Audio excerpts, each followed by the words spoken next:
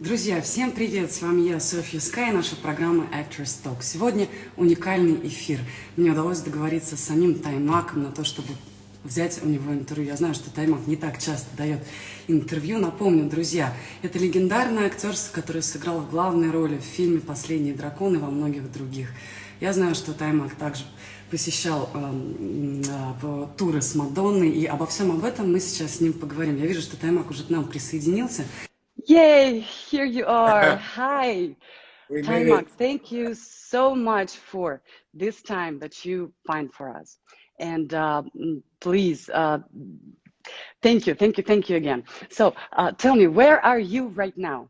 Where are I'm you in my right now? apartment in New York City, and New York City, Manhattan, and not too far from Central Park here in Manhattan. And so it's a real pleasure for the first time for you, Sophia, to introduce me to your people and around the world, as well as, of course, Russia.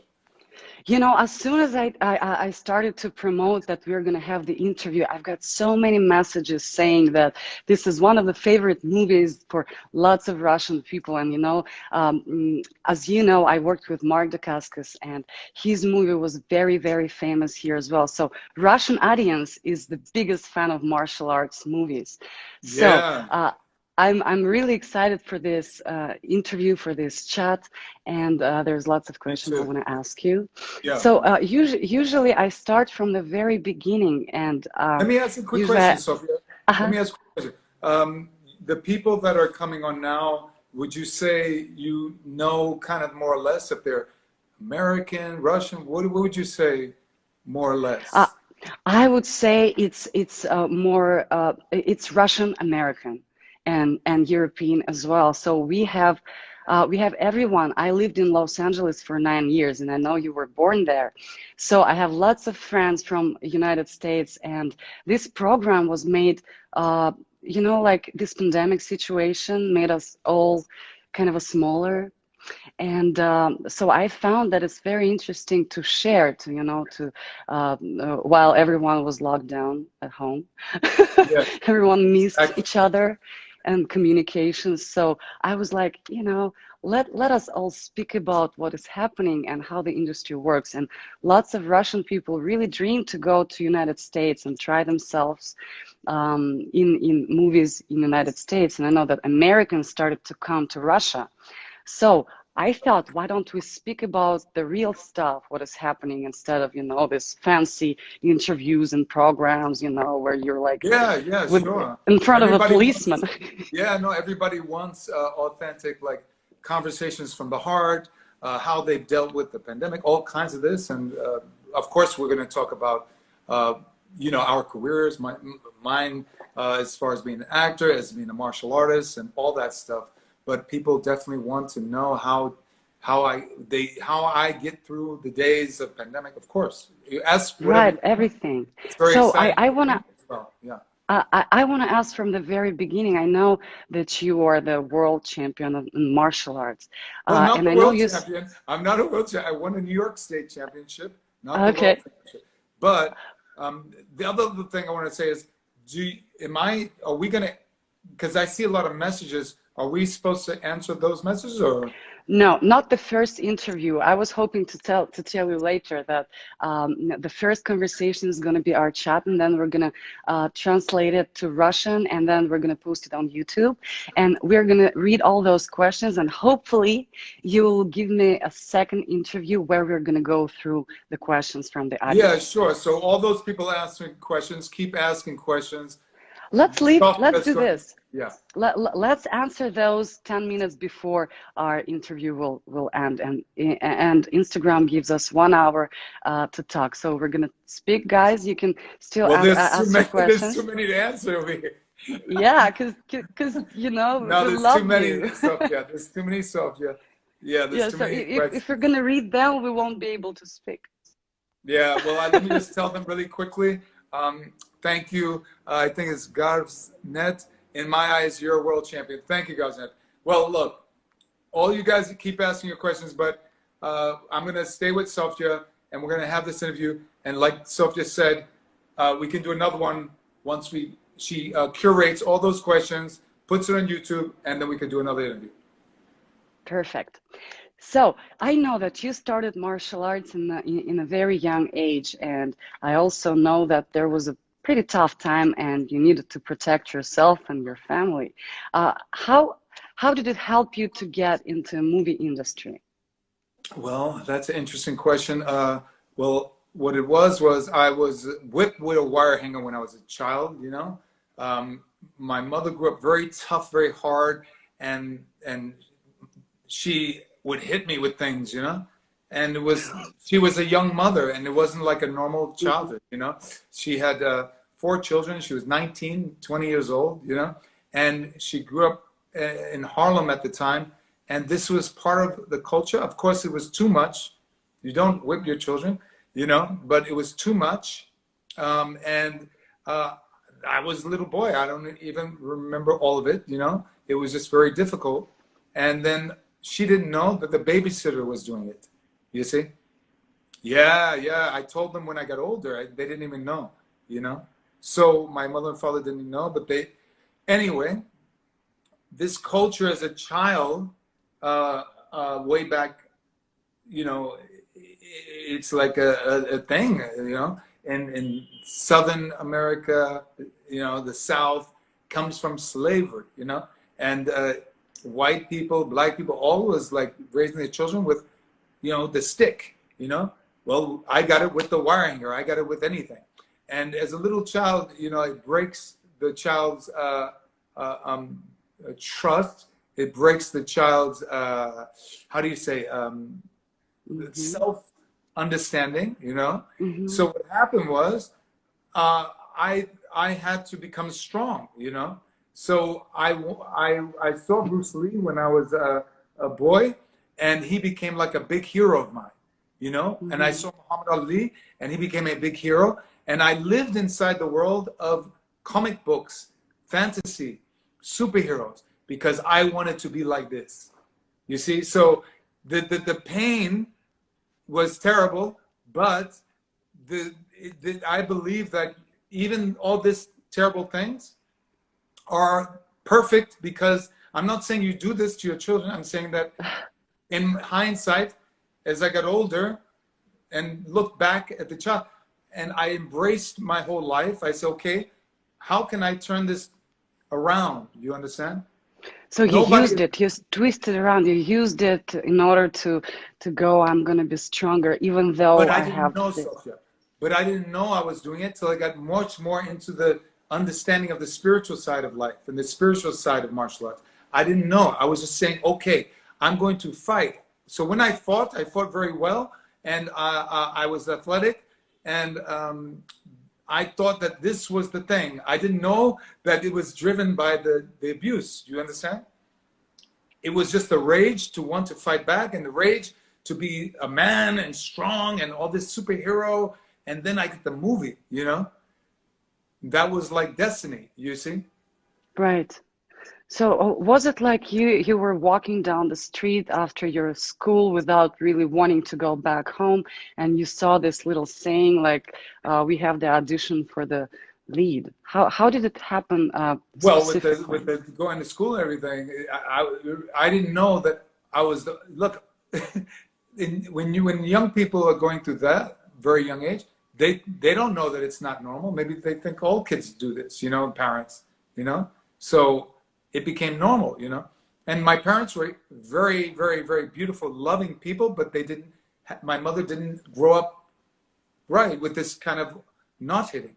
So I also felt a lot of love for my mother. Not only this, you know, she was not an evil person. She was just young and not, you know, connected. Was it because she was really tired of like all the kids around her, or and like control?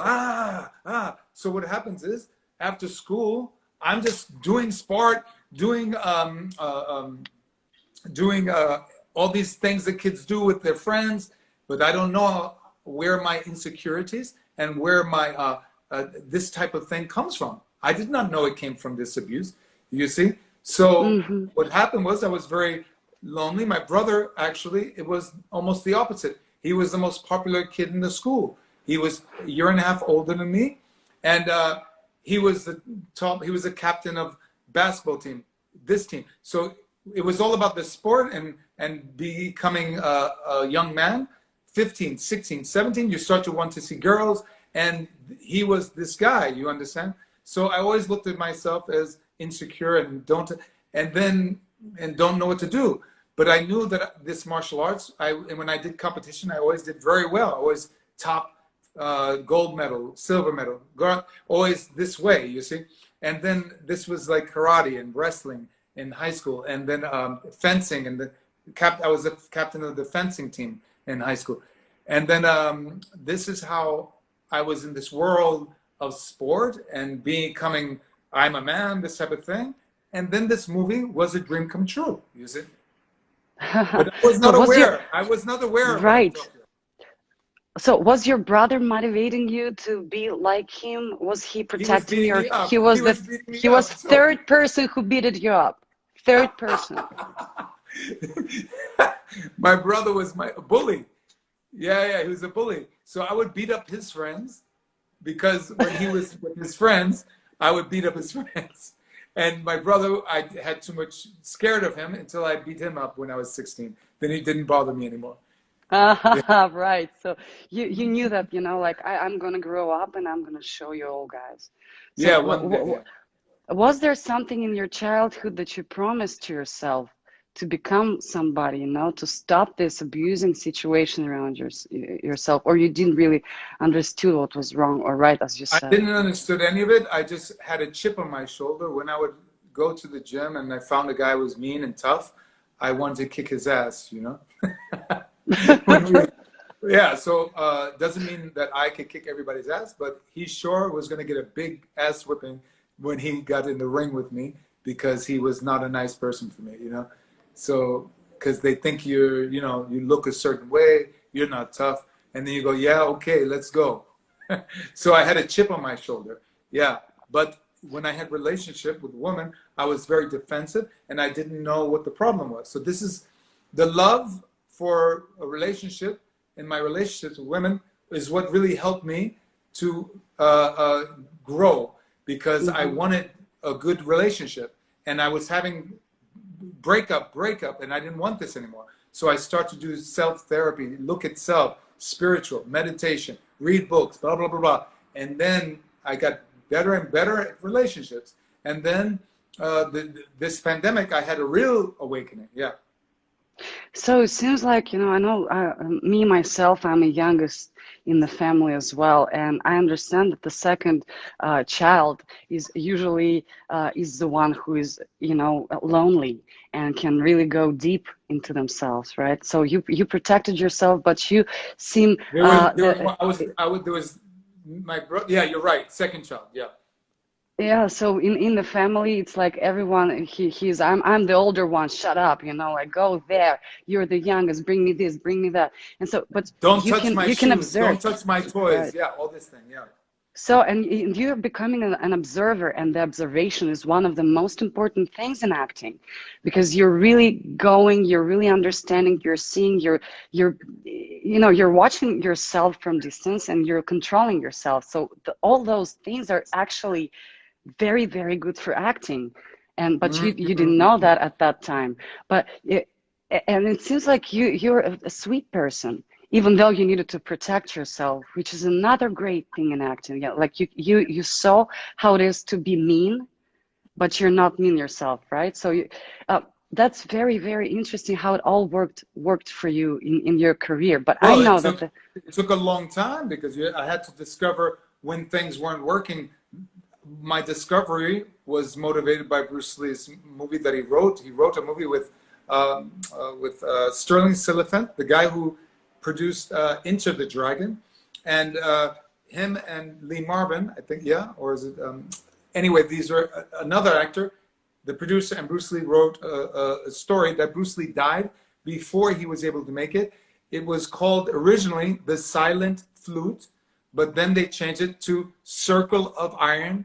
And the irony in this is that David Carradine, who ended up being the star of a TV show called Kung Fu in the 80s and 70s, Bruce Lee was supposed to play this role, Kung Fu, Bruce Lee was supposed to get it, but David Carradine got it.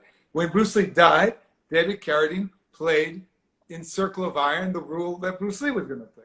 So I was motivated by this story because Bruce Lee was a big fan of Krishnamurti and the Taoist priest Alan Watts.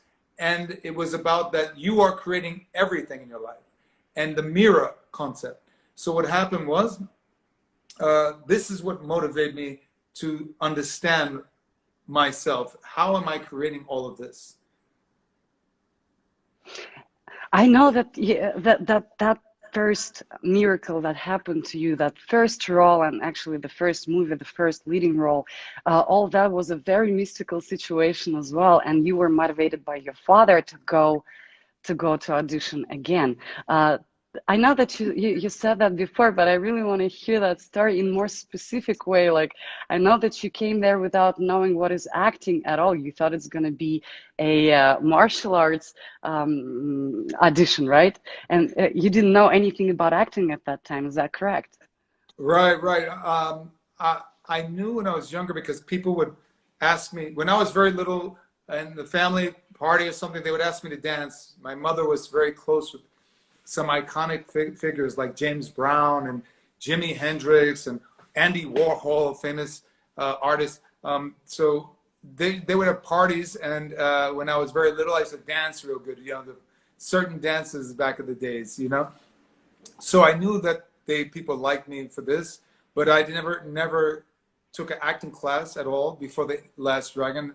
And obviously I wasn't a good actor at that time, but I was able to spend my childhood watching a lot of these movies, these Asian heroes, samurai movies, kung fu movies, karate, Sonny Chiba, Bruce Lee, Shaolin monks. So all this stuff was happening, and I was learning about, from watching these movies, about the culture, this Shaolin master, and all this stuff. You know? And I didn't know that it was probably creating me as a person that wanted to be more like this. It was subconscious, you see. So during this whole thing, I just followed what I remembered, you know. I didn't have an acting class, so I remembered this style was, it's hard to explain. I just was on the set, and Barry Gordy, the producer, Michael Schultz, and then the acting coach, I just kind of let them help me whenever I had a problem. Yeah. But when you came the second time, you rehearsed. Oh yeah, I'm sorry, my father. I lost the question. Yeah, yeah. Yes. So what happened? Yeah, this is very interesting. Who did you mock? So, did you mock anybody? How did you find a character the character that everyone loved the most in there? Yeah, this is very interesting. What happened was the first time I auditioned, I was told to go into an office building. I thought they were going to have a stage and you do like katas and all this stuff, you know. But what happened, I was going to throw jump kicks and splits and all. But what happened was it was just a little room with a casting director. And they were outside, there were chairs, and people were sitting in the chairs, maybe 4 guys like my age, my color, and they were reading, and I didn't understand, you know. I didn't know anything about audition, you know? So I look at, and the guy comes out, the casting, he goes, okay, sit down there, here are the sides. He was treating me like I knew everything about acting and all this thing. I didn't know nothing about the process. So right. I had my karate gi, my karate uniform with me, you know. So he goes, here, take the sides, and this is part of the script. Only one scene, you know. So I look at it, I go, okay. I sit down, and basically I'm copying the other guys. I don't know what I'm doing. You know, they're reading it. So I say, okay, maybe I'm supposed to read this.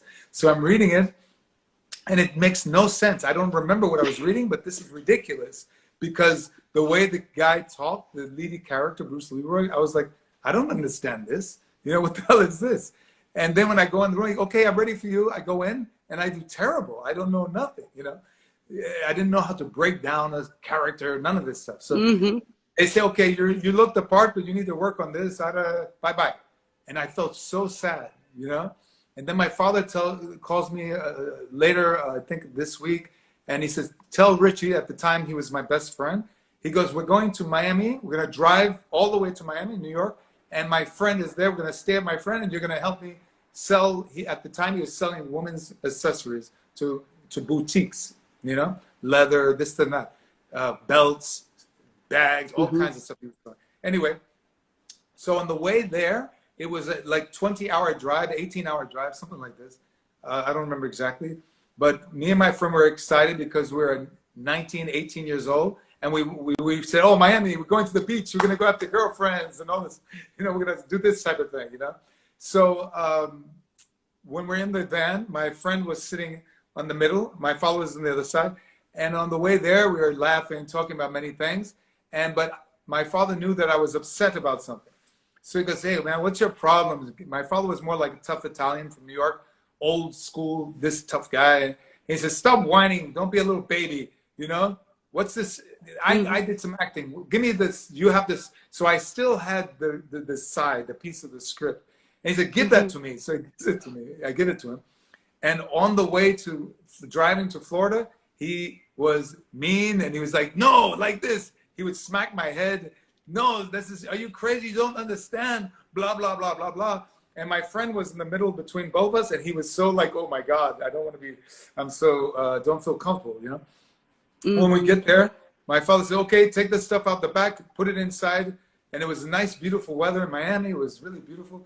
And it was very cold in New York. So at least it was very sunny and warm. When I get out the car, my friend sees I feel like terrible, you know?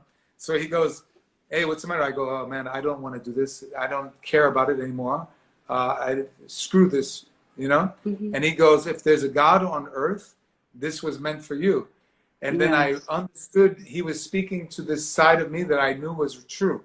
And then we had fun in Miami and all this stuff. We were cleaning roofs. We were doing all kinds of funny stuff. And we were playing around with the sides, the script. And I was playing with him and doing this back and forth. And then when we went back to New York about a month later, I was told that they already got the person that's going to play the role, Bruce Leroy. And I went, oh my God, I did all this work on it. So then I went back to the building. I went inside and knocked on the door. And he opens the door, and he looks at me like, you're crazy, you know, don't bother me. You know? And I said, can I get one more chance? And when I get in there, he's acting like he's just doing it to get rid of me. But in the first 10 seconds, he realized that I did a great job and that I'm the guy for the role. So he told me, sit down, read a little more. Okay, then he knew that maybe I'm the right guy. So he calls up the production office. And then the guy that they were hired, they didn't sign a contract. They fired him, and they hired me. That's the story. Wow, this is a real like meant to be thing, and your father made a big thing, and thank him for your part in the movie. Yeah, he beat my ass. So that's him back here in the picture. That's him. Yeah. This is amazing, and you know, like sometimes the kick in the ass is really helping, you know, like because you were like, no, I don't want to do it anymore, you know. He didn't help me. He was beating my ass. No. It is, I know what you mean. Yeah, so after that movie came out, like, how did your life changed? What was I bet that your direction before movie and after is like a totally different thing. So how did all the insecurities I had got even more because everybody was either loving you or hating you, or it was just crazy. It was crazy. So I had to. Yeah, it was. How do you navigate this as a teenager? I just turned 20. How do you navigate it? You know, my girlfriend it was like this. Yeah. So she was like, no trust. You know, Hollywood people, or you know, they were thinking about you like, how can I use this person? You know, they don't. So did you live in Los Angeles at that time, right? I went there later, but in the beginning, I didn't, you know. I went there just for a little bit, then came back to the United States. But the thing was, there was contracts given to me, but they were always very, it's hard to explain. It's just that you need to have, when you don't know nothing, you need to have a relationship with a lawyer and an agent that you and your parents trust. You understand? You're very young. There was no internet. There's no searching the internet for answers. You understand? Zero, I'm going online to get the answer. Imagine, there's none of this. Right. So what you rely on is people that you know. And if you understand, so this in Hollywood back then, they took advantage of people's ignorance. So they were like, if you want this guy, pay me money, and they kind of screw your career. Is that so? Yeah, they back then, those days, they would tell you, oh, if they knew you didn't know anything, they say, yeah, you don't know anything. You know? Yeah. So instead of moving you, here's $1. I take 1 million. You take $1, and you should be happy. Oh my gosh! But so after this was that very movie, common. This was very common. This was very common. And then later, you would find out, oh, this person has an attorney, and they must trust the attorney, because if they don't trust it, if the attorney, sometimes the producer would buy the attorney, you understand, and the attorney would make money with the producer, and the talent would be one used. Yeah. oh my gosh! So yeah.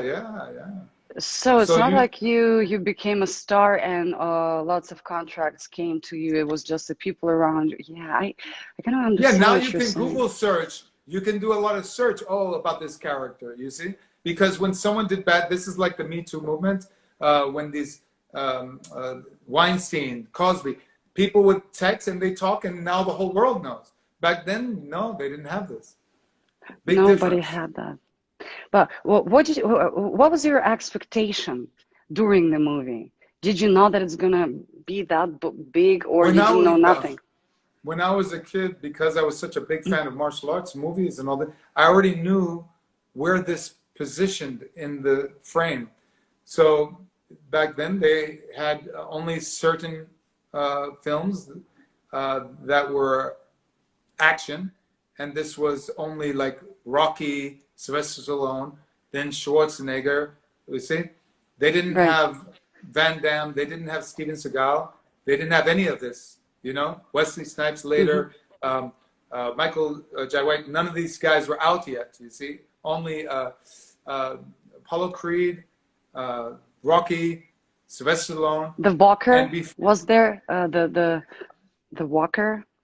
Remember? I forgot his name. My gosh, the famous. Well, I'm just saying there was before Stallone and Schwarzenegger.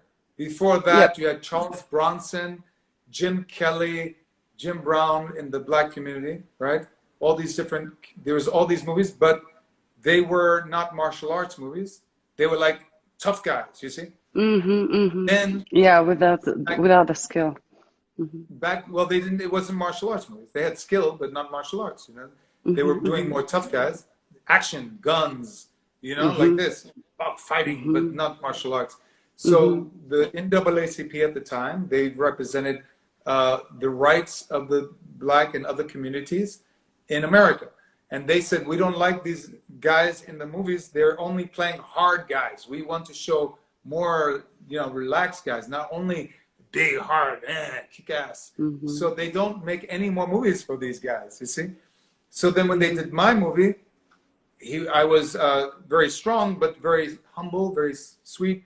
So they want to show this. So this is why the movie was accepted so well, because, yeah, this was a big deal back then. But I wanted to answer your question, though. Yeah, but did you enjoy your acting work, except the martial arts? Did you enjoy the acting, and did you want to continue as an actor without the martial arts movie, just to be an actor in the other movies? And what did you do for it?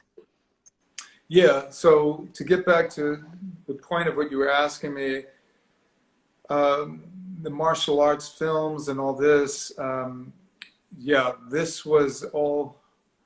My motivation was always about art. Everything to me occurs as art. Love occurs as art. Human beings, it's an art form to me. So when I was training martial arts, I related to the acting as an art. So what does that mean? You go to school, you train, you do the classes, you learn, right? The thing about what I got more as a mature man, I got the power of acting comes through the vulnerability. Mm-hmm. And if you're not trained as a human being, you will play many, many, many roles, and you'll be great at those roles. But if you don't learn about vulnerability, you will play the same roles. You see? And there's nothing wrong with it. There's nothing wrong. But if you want to open up your ability, you have to learn a new thing that is not, because acting is acting honestly. Right. And if you don't have an honesty that is this character, then you will only play one kind of character. So with regard to the acting process, I went to a lot of schools, but I didn't really develop as an actor until I broke this armor of protection and was able to be vulnerable. So this is the best time in my life right now because I'm vulnerable and no problem. Yeah, because you needed to be tough, and on all your childhood was teaching you how to hide your vulnerability, and then you became an actor, so you started to learn back, which is very difficult for a man especially, to work with the feelings back and forth when your father is saying you have to be, strong, you're a man, and man, acting your life, I need to feel. And I'm allowed. No, I didn't say that. I didn't say that. I knew I wanted to, but I didn't know how to do it. Nobody. Okay. It wasn't like very popular back then in the 80s to be. Let's go to therapy. Let's read the self-help book. Let's go to. It wasn't. Today we have the internet. It's a different world. Different world. Absolutely. So what school did you go to study acting, and when did you describe for yourself that you like to be vulnerable, as you said? Because I know that you have many movies after The Last Dragon. It wasn't your last film. I had independent projects, but that was the movie that everybody remembered me for because it's the biggest one, right? So the thing is, the acting class, when I was in New York, there was HB Studios with some amazing teachers. And then when I went to Los Angeles is when I got more intensive. And that was with Milton Casellas, it was his studio, and he had Jeffrey Tambor, Richard Lawson, and Gary Imhoff. These were all highly trained actors. And, the most famous, I would say, is Jeffrey Tambor. He's done many movies, and he's done many great roles as a comedian. So these are my teachers, and they had many techniques, everything from just standing in front of the rest of the actors. There would maybe anywhere from 50 to 80 actors in the room, very trained. And you would have a picture of some character in a book, not a celebrity, not well known, just a character in the book that really spoke to you. Like you had to be this character as an artist. So you put the picture in front of you so the director, the teacher could look at, and then you would hold the position and wear all the clothes of that picture. And then the teacher would tell you to come alive. And then you start speaking improvisation from this feeling. So there's all kinds of exercises. That was one. Obvious other exercises were doing scenes with other actors. Then you get to critique, and then many, many other exercises that would help the actor understand what he was good and what he was not good at, and how to develop. Yeah, so you did all of that. And how did you manage yourself in your acting career afterwards when you came back to New York? I believe that you have to pay your bills. You have to pay your bills, Sophia. So everything from modeling, commercials. I taught boxing, kickboxing, all these things, martial. So I did all the things to survive. But the biggest thing was coming to today. This is the most extraordinary time of my life right now. Every dream I have. This. Well, the thing is, everybody is always waiting for one day, someday, maybe, and they think that the thing that's going to give them everything is money. Everybody thinks that money is going to solve the problem. I don't care if you tell them, I don't care if they say, no, it's not the thing. They're lying. Well, or those who actually got them can say that, it's not about money because they have this. Well, what happens is the people with the big money, right? They know that it's not all of them, but many of them know, wow, I thought I was going to have trust in my marriage. I thought I was going to have my children in this fantasy world so wonderful. I thought people around me were all going to say, yeah, I love you, I love you. But no, it's the same as if you have no money, right? Yeah. Except you're more comfortable, right? Money only makes you comfortable in your living space, but until you look inside yourself, you will always be locked. So this today is that I feel the most unlocked I've ever felt in my life. And it came from trusting the unknown, not the known. What I see with my eyes is an optical illusion, but a very real illusion, but it's an illusion. What happens is people think the illusion is the only reality. And they never really have a conversation. Never really do they really talk to the unknown dimension. The dimension that you cannot see with your eyes, but you know is there. There's many miracles happening every day that no one talks about because they don't see it with their eyes, right? Bruce Lee was trying to give hints all the time. He was a philosophy graduate in Seattle University, right? In his work, when he started to understand this, that's all his purpose was. His purpose, his last film was Game of Death, you see? And his version was very philosophical, and it had to do with rigidity over flexibility. That's why in the last scene, he had a big stick, like a metal stick, and he put it on the ground, and he went da, da, da. You remember this movie? They cut him out a lot, and they used a lookalike, but in the scene where he fought, he used a stick that was very flexible. So he's using that as an analogy to life. And he also said the very famous quote, be water, my friend.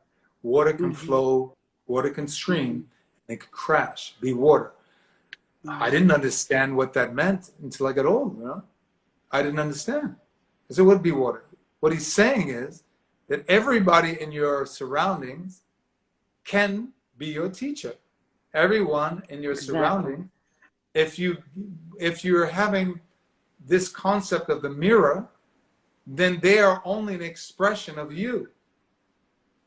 There is only an expression of you. So if you think people hate you, then there's something inside you that hates yourself. Exactly. And then when you let that go, anything about you that you think is not good enough or unworthy, if you're able to let that go for real, then you're in line with the universe. You're in line with God. And what happens is, you know it, and it's a miracle will happen, guaranteed. A miracle is guaranteed that way. But most people want to only believe what they see with their eyes. So is there, how did you get to the point of understanding this? How did you got so full? Like everybody else, Sofia, like everybody else, pain. Yes. We were talking before this interview, right? You had the pain. Then you start to go, oh my God, my legs are so important. Oh my God, everything. I had injuries. Oh, pain, and oh, don't have my training. Oh, yeah. Anytime you ask the question, why? Well, guess what? You have a choice. You can get the answer, or you don't have to get the answer. You cannot get the answer.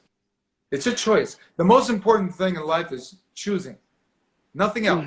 Nothing else. People forget that they can choose. Huh? And time. Well, no, time's an illusion. Time's an illusion. Well, what I mean is the way you spend your time is your choice. So time is important because that's a life, and how to spend this time, it's your choice. You can either imagine things, as you say, or relive it. Leave it and understand what is around you and what is really important to you and to the people you love, which is, yes, you get to this point when you really get yourself full, when you understand that there's, you know, nothing really important except what you've done and what you feel about the people. Like, I understand exactly what you're saying, and I would want to help. You know, not help. It's a selfish to say that I am somebody who wants to help people, but I want everyone to understand that sooner than than us, sooner or without a pain. And is there any, like, you know, this pandemic situation made us all kind of get thoughtful about what is happening. Everyone got shut down, like people who wanted, you know, to go out, to show off, to wear beautiful things. They got to their houses without the ability to go somewhere else, and what is left there? So everyone kind of, because of the pandemic situation, started to think deeply, and I think that helped lots of people to really get to the spiritual point. What would you recommend to those, you know, who are who got confused, who got scared in the period of the pandemic time? What literature, what movies would you recommend to really, you know, stay deep? Because everything is going to be open soon, and you know, we have this joke about this guy who's looking out of the window, and you know, he felt, and he was flying down and going like, oh, I promise, God, please help me to stay alive. I promise I'm never gonna cheat on my wife. I'm never blah blah blah. And then he's like, right before he smashed, he got, you know, hauled by somebody's balcony. He was like, oh, I was flying for 5 seconds. So stupid thoughts I had. So it's like a joke. He was promising to be so good, and then he was like, oh, what was with me? You know, like, everything is going to be open soon, and everyone is going to get back to their habits. How would you recommend everyone to still deep? Do you do meditations? Do you train? What do you do to keep it? Yeah, so that's the thing. People think that, and we all do think that we can't keep it, you know?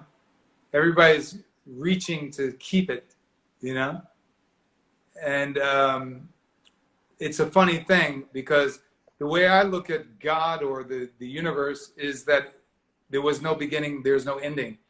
That it that you're trying to keep, it's not, it's like, it's already all here. It's like, but that sounds enigmatic. The thing is, what a way to articulate it is, I'll say a few things before I'll articulate it a little more pragmatic, where people can sink their teeth into.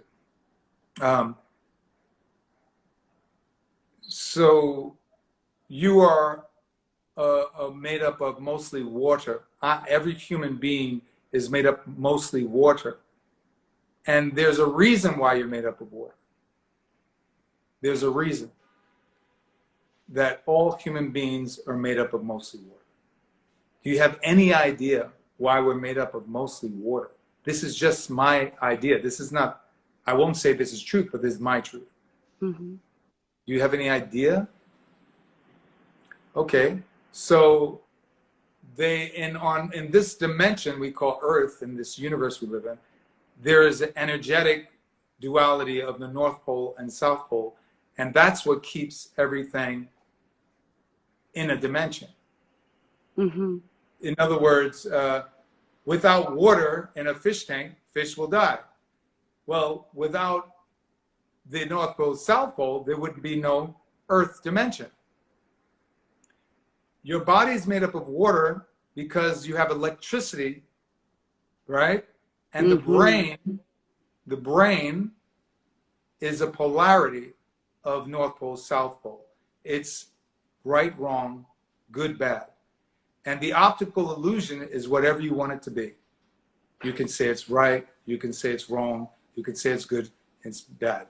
And that's what you will do, because that's what you see with your eyes, and it's pulling you to see this. That's what we created. That's how we created. Oh, I see a wall. I see this. I see someone I'm looking at on a device I call an iPad. I see a human being. What is the difference between the iPad and the wall and a human being? Other than that, we're all water. What is the difference between each and every one of us? Oh, wow. Yeah, we during the everyday life, when you need to feed your kids, when you need to run to the job, you need this dimension. You need this. This reality is the dimension. You have to live in this reality. But go ahead. You were talking about it. Yeah, so I was just thinking that you know, it's pretty hard just because you have to fill into the rules of this life. Exactly. It's like you have no choice in that, but you have a choice how to feel about what you're doing and how to be in this surroundings. That's for sure. How to deal with that and how do you have a choice? How do you have a choice? Well, your brain thinks this is wrong, this is right, and someone tells you it's wrong, and maybe it's the government, maybe it's this, that. How do you have a choice? Well, to me, it's I know the rights, I know the truth, and I have a choice how to make the partner who actually is probably either partner or my boss or somebody who wants me to be this or that. I decide to be myself, but for you, I'm gonna play this because it's gonna make you feel good. It doesn't change me. That's great. That's great. See, you found what they call a bridge. In life, there's always someone else. There's a reason why we're put in this dimension. Yeah. And it's only to learn that this right, wrong, and good, bad is what separates you. But when you realize in yourself that the way you think about yourself, there's no separation. That you can, that you forgive yourself, you have compassion for others. And what happens is you don't listen to what they're saying. You know how you're feeling, and they know how you're feeling. Even if you don't speak, you know if it's resonating with their spirit. For example, let me see if I can find it. I'll read you what I read. It's very similar to this. One second. It's the quote for Namaste. Okay, this speaks to that. It says, Namaste. My soul honors your soul. I honor the place you were, I'm sorry, let me read it again. My soul honors your soul. I honor the place in you where the entire universe resides. In you, right? I honor the light, the love, the truth that you have, right? Beauty and peace in you. Because it is also in me. In sharing these things, we are united. We are the same. We are one. And they're not talking only one race, one human. They're talking about everybody. So the problem is that people think there are other people they don't agree with, that they're no longer God in them. If I have a bad argument with you and you shoot my some family member, you are now my enemy. You see? And this is how the world's been living. Because you don't have any enemy inside you. You just don't have it. Yes, that's amazing. Well, you have a spirit inside you. Everybody has. No, what I mean is like if you don't know how to hate, if you don't have it, it doesn't matter what other people actually is trying to, transform to you. You don't have the hate. Yes. You have love. What happens is you're able to talk to them different than any other human being is able to talk to them. because you don't have the hate in you. So what happened to you in this period of life that made you understand that exactly now? Because before you said that. Yeah, I was now... writing a book. I began writing a book because I experienced it. And then I started writing the book, and the book basically was about this miracle, right? Mm-hmm. And one of the things was during the pandemic, it was like I missed people. So all of a sudden, my friend texts me out of nowhere, Clubhouse. Yes, yes, yes, yes. You see, so that's how the miracle happens. You see, you feel it, you think it, and then it happens. This is when you know that you're in a different dimension, but you're still in this dimension. See, people could be billionaire in this dimension and feel like they're in prison. Someone could be poor in this dimension and feel like they're a billionaire. So what are the topics you talk about in Clubhouse, and how do you choose them? Let's talk about this. I know you don't use Instagram, guys. Just for those who are listening to us right now, please follow Taimak in Clubhouse, because I know that you rarely go to Instagram. That's right? I go there just sometimes because Clubhouse is going to take over all of this. Yes, they're only working with Instagram. They're working with Instagram, but Clubhouse is extraordinary because it's the only device, only let's say social media where you have to think and speak at the same time. You know, in Instagram and Facebook, you can think about things before you say them. You can, you know, you don't have to talk on the fly, so you can present something that you want people to think you are. In Clubhouse, your voice tells more about you than anything else. Yes, and it's live, I love it. Like this is live. Clubhouse is like this, but just voice, no video imaging. Right. But it's a big difference, yeah. That's amazing. I love to listen to you in Clubhouse.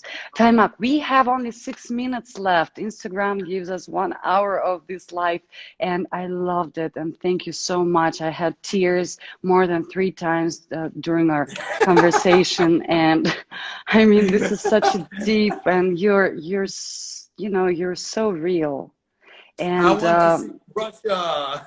Yes, and as I told you, please come anytime, and it's not a joke. Yeah. I'm gonna show you the best of Russia, and you have a friend here, just so you know. And also, we can do master classes in my school. I have a school here, Real Art Studio, where I teach Russian guys American technique of acting. And I asked Mark Dacastas to come over here. Yes, so it's the American style of acting in Russia. And a while ago, I say we do thinking American because I lived there, you know, the longest in my life. It came from Stanislavski at first, and now I'm kind of trying to bring it back because we have so much theatrical. Oh man, you know, Stanislavski. I read his books right out after The Last Dragon. The creator of the method, and my girlfriend at the time was with the Actors Studio. With Lee Strasberg, and I was talking to her about all this, and I was like, wow, this book's amazing. An actor prepares, building a character. And then I looked at some Russian material. Oh man, it's amazing. Amazing. Yes, so if I hope you'll come here, and we're gonna do some master class, and you'll talk about how to use your body in acting in the movies, etc. And also, I hope you're gonna give us another interview with the questions, because I see that we had lots. We had lots. So we have 4 minutes left, and I have this tradition. I want you to give 3 advices for those who are thinking about starting their career in acting, or for those who are actually in acting and they admire you as a professional. 3 advices how to become successful in the movie industry. Okay, I think it's I can only speak to the whole picture, because if you get successful in music and the movie industry, and you're not present to your love of life, it's going to be a difficult road. So I'll speak to both. If you can wake up in the morning and honestly dance in front of the mirror naked, then you understand what I'm talking about. If you can wake up in the morning and even if the circumstances you in suck, you can have a conversation and laugh, then you know what I'm talking about.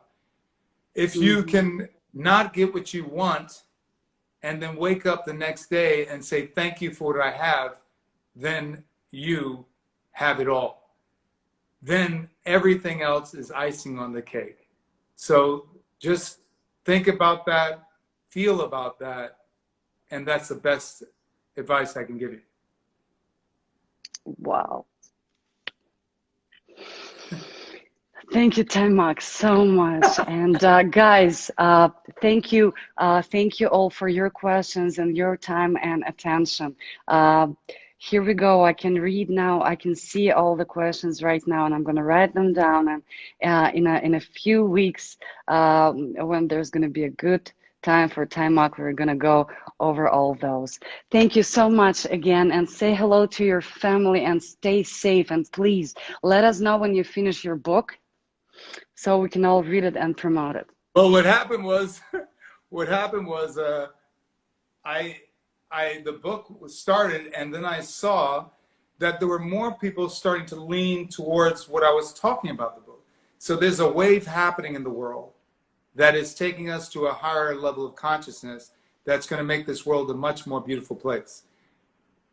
That's what's happening right now. Because with every dark moment, there's light. And you were talking about keeping the light. Well, don't worry so much about that. When you wake up, you're going to feel like, oh, I did something bad or good. Or whatever. Just give yourself a break and give light. Keep giving light. You're not, the world isn't broken, nor are you. So just keep giving yourself light. And then when you're going to make mistakes, we're going to keep making mistakes. But if you keep making that a big deal, you're not giving light to anybody else, and you're not giving light to yourself either. Absolutely. So good. So good. I need to say that to myself. You helped me a lot today. Just breathe, Sophia. Just breathe. Yeah, well, you're fantastic, and I can't wait to the next one. Much love, much blessings. Everybody that came today, thank you so much. I'm following Sophia, my first follow, and you just opened up the pathway for many other amazing people for me to follow on Instagram. Much love. Yes, thank you so much. Bye-bye, dear. See you soon. Ciao, ciao.